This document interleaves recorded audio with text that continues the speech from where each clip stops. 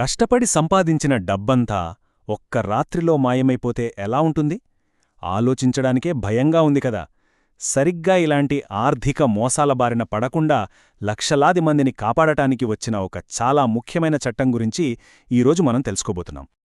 సరే, ఈరోజు మనం ఏం చూడబోతున్నామంటే, అసలు ఈ చట్టం ఎందుకొచ్చింది, రెగ్యులేటెడ్, అన్రెగ్యులేటెడ్ స్కీమ్స్ మధ్య తేడా ఏంటి, ఒకవేళ మోసపోతే ఈ చట్టం మనల్ని ఎలా కాపాడుతుంది, మరి ఈ మోసగాళ్లకు ఎలాంటి శిక్షలు పడతాయి, వీటన్నిటినీ వివరంగా చూద్దాం. మొదటగా సెక్షన్ 1, ఈ చట్టం అసలు ఎందుకవసరం, ఈ ప్రమాదకరమైన స్కీమ్స్ వల్ల వచ్చిన సమస్య ఏంటో చూద్దాం. మనం చూస్తూనే ఉంటాం, కొన్ని ఫైనాన్షియల్ స్కీమ్స్ రహస్యంగా నడుస్తూ ఉంటాయి. మీకు బోలెడంత లాభం వస్తుందని ఆశ చూపిస్తాయి, కాని ఉన్నట్టుండి బోర్డు తిప్పేసి మాయమైపోతాయి. అప్పుడు డబ్బులు పెట్టిన వాళ్ల పరిస్థితి ఏంటి? వాళ్ళకి ఏమీ మిగలదు.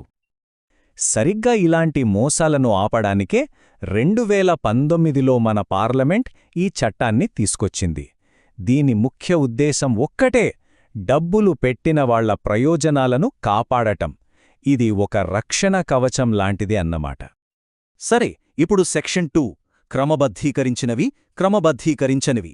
అసలు ఈ చట్టం ప్రకారం ఏది లీగల్, ఏది ఇల్లీగల్, ఆ తేడా ఏంటో స్పష్టంగా అర్థం చేసుకుందాం. ఈ చట్టం మొత్తం డిపాజిట్లు అనే పదం చుట్టూ తిరుగుతుంది. సింపుల్గా చెప్పాలంటే, తిరిగి ఇస్తామనే మాటమీద తీసుకునే ఎలాంటి డబ్బైనా డిపాజిట్ కిందకే వస్తుంది. మరి క్రమబద్ధీకరించని అంటే ఏంటి? చాలా సింపుల్. ఏ గవర్నమెంట్ ఏజెన్సీ పర్యవేక్షణ లేకుండా, ఎవరి కంట్రోల్ లేకుండా డిపాజిట్లు తీసుకునే ఏ బిజినెస్ అయినా అన్రెగ్యులేటెడ్ స్కీమ్ కిందకే వస్తుంది. చూడండి, ఇక్కడే మనకు చాలా క్లియర్గా ఒక లైన్ గీశారన్నమాట. ఒకవైపు ఆర్బీఐ, సెబీ లాంటి ప్రభుత్వ సంస్థల కంట్రోల్లో ఉండేవి రెగ్యులేటెడ్ స్కీమ్స్, వీటికి పర్మిషన్ ఉంటుంది. మరోవైపు ఎవరి పర్యవేక్షణ, ఎవరి కంట్రోల్ లేనివి, అవే అన్రెగ్యులేటెడ్ స్కీమ్స్. అందుకే వీటిని పూర్తిగా బ్యాన్ చేసేశారు.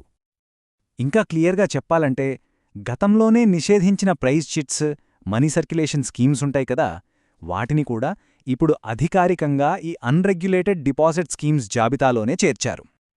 ఇప్పుడు 3వ సెక్షన్ చూద్దాం. ఈ చట్టం పెట్టుబడిదారులను ఎలా కాపాడుతుంది? సరే, తేడా అయితే తెలిసింది. కాని ఒకవేళ మోసం జరిగిపోతే ప్రజల డబ్బును తిరిగి ఇప్పించడానికి ఈ చట్టం ఏం చేస్తుంది? దానికోసం ఒక సిస్టమ్ ఉంది. ఈ చట్టంలో 2 హీరోలున్నారనుకోవచ్చు. ఒకరు కాంపిటెంట్ అథారిటీ. ఈ ఆఫీసర్ మోసం చేసిన వాళ్ల ఆస్తులను గుర్తించి జప్తు చేసే పవర్సుంటాయి. ఇక రెండోది డెసిగ్నేటెడ్ కోర్ట్, అంటే ఈ కేసులను స్పీడ్గా విచారించడానికి ఏర్పాటు చేసిన ఒక స్పెషల్ కోర్టు. మరి డబ్బు తిరిగేలా వస్తుంది? ప్రాసెస్ చాలా సింపుల్ అండ్ క్లియర్గా ఉంటుంది. స్టెప్ 1, ఆఫీసర్ వచ్చి మోసం చేసిన వాళ్ల ఆస్తులన్నిటినీ జప్తు చేస్తారు. స్టెప్ 2, ఆ జప్తుని కన్ఫర్మ్ చేయమని కోర్టుకి అప్లై చేస్తారు. స్టెప్ 3, కోర్టు అన్ని వైపులా వాదనలు విని ఓకే, జప్తు కరెక్టే అని చెప్తుంది.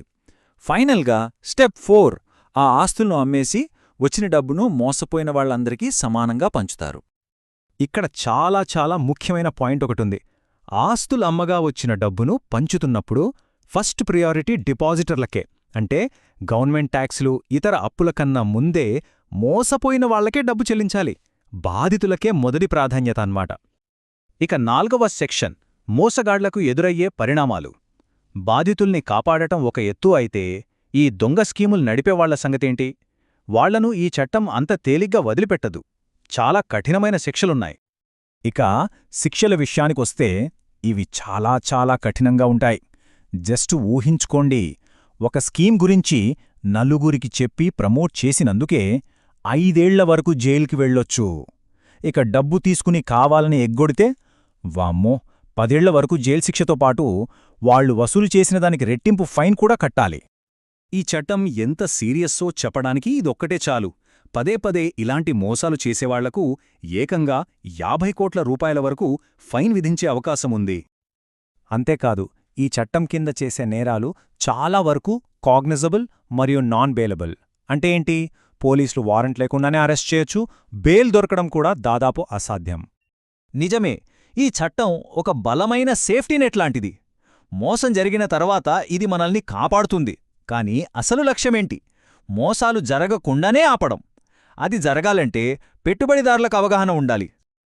చూసారుగా, ఈ చట్టం ఒక పవర్ఫుల్ షీల్డ్ లాంటిది. కాని మనం గుర్తుంచుకోవాల్సింది ఏంటంటే అసలైన మొదటి రక్షణ మన చేతుల్లోనే, మన జాగ్రత్తలోనే ఉంది. అందుకే ఎవరైనా వచ్చి నమ్మలేనంత రాబడి ఇస్తామంటే ఒక్క క్షణం ఆలోచించండి. ఎందుకంటే ఒక ఆఫర్ నిజం కాలేనంత మంచిదిగా అనిపిస్తోందంటే బహుశా అది నిజం కాకపోవడానికే అవకాశాలెక్కువ. అంతిమంగా మన డబ్బుకి మనమే బాధ్యులం.